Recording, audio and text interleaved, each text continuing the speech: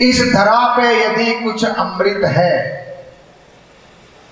धरा पे यदि अमृत है तो उस अमृत का नाम है हरि नाम। भगवान का नाम अमृत है। इसे छोड़ करके जो भी हम इस संसार का भोग लगाते हैं, जो भी संसार में हम पाते हैं, वो या तो विषयों का रस है या तो पाप कर्म का फल है। विषयों को भोगते हैं तो विषय रस मिलते हैं, कुछ उल्टे सीधे कार्य करते हैं तो पाप कर्म हमारे हाथ आता है। यहां यदि कुछ सत्य है, कुछ पवित्र है, तो केवल भगवान का भजन, यही अमृत है। देवताओं का जो अमृत है उसको खोजिए मत। जो संतों ने यहां अमृत बांटा है, संतों ने जो अमृत की यहां पे गंगा बहाई है, संत महात्मा जिस अमृत की बात करते हैं, जिस गंगा में संत स्नान करते हैं, उस गंगा में स्नान कीजिए, पवित्र कीजिए अपने मानव जीवन को, धन्य कीजिए अपने मानव जीवन को। अन्यथा हम इस संसार में आए, पशुवत व्यवहार किया और पशु की तरह मर गए। संसार में दो जाति हैं, दो लोग हैं संसार में, तीसरा कोई है ही नहीं। एक देवी प्रकृति वाला व्यक्ति है, एक आसुरी प्रकृति वाला व्यक्ति है। यदि हम आसुरी प्रकृति में हैं तो हमसे खराब दुनिया का कोई जीव है नहीं। भले शकल से आप इंसान लगते हो, आप कितना श्रृंगार करो, कितने महंगे महंगे वस्त्र पहनो, कितने ही तोते की तरह श्लोक बोलो, काग पढ़ाए पिंजरा, पढ़ गए चारों वेद, पढ़े पढ़ाए रह गए वही।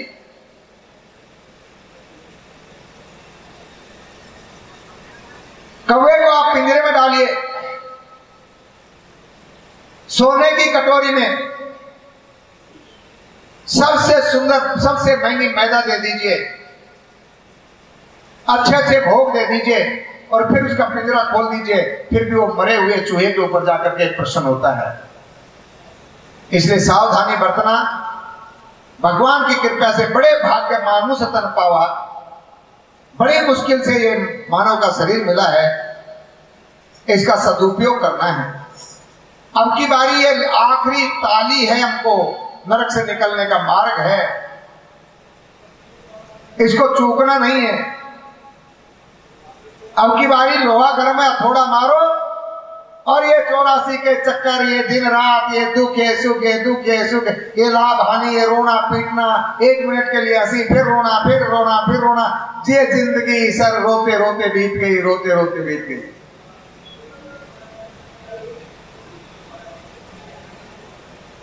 इसलिए अपनी जुबान के ऊपर हरि नाम का संकीर्तन सदैव रखो। जीव वही जो है राम की, नहीं तो मुख में क्या जरूरत है चाम की। मुख में चमड़ा रख के काहे घूमते हो भाई? मुख में चमड़ा दबा करके क्यों घूम रहे हो?